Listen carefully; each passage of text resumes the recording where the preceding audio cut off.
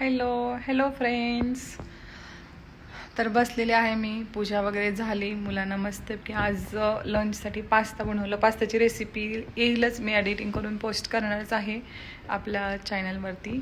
आणि त्यानंतर आमच्या इकडे बघा निमिष बसलेला आहे तिकडे. मी कितीदा म्हणते एक्झाम आहे चा, तो अभ्यास करता मोबाईल घेऊन बसला आहे. आणि चार्जिंग ठेव म्हटलं, माझं ट्रेनिंग आहे 2 वाजता, तर ऐकत नाही आहे. त्याची पूजा वगैरे झालेली आहे, माळ वगैरे चढवून झालेली आहे. हे बघा. आणि आज काय माहीत थोडंसं मला बोर वाटायला लागलं आहे. कधी कधी होतं बघा असं, बोर वाटतं. तर मी आत्ता म्हणत होते की मला बोर होतं आहे, तिकडून आमच्या तणीचा आवाज आला म्हणून थोडंसं हे केलं मी.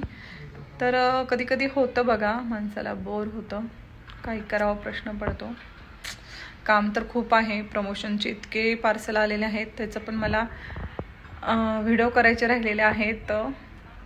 आणि सण यायच्या आधी तर खरं तर ते व्हिडिओ करणं फार गरजेचं आहे मला, तर मी करेनच आणि तुमच्यावर शेअर पण करेन मी नक्कीच. आणि हे बघा इकडं तुम्हाला दाखवलं ना, तिकडे टी व्ही चालू आहे. निवीचं आमचं मी बास करणं गेम खेळायचं काय करतोय बघू. आणि हे बघा अशा पद्धतीने ॲमेझॉनवरून हे मोबाईलचं स्टँड ऑर्डर केलेलं आहे. कसं आहे बघा, सांगा. छान आहे, मेटलचं आहे, एकदम मस्त असं.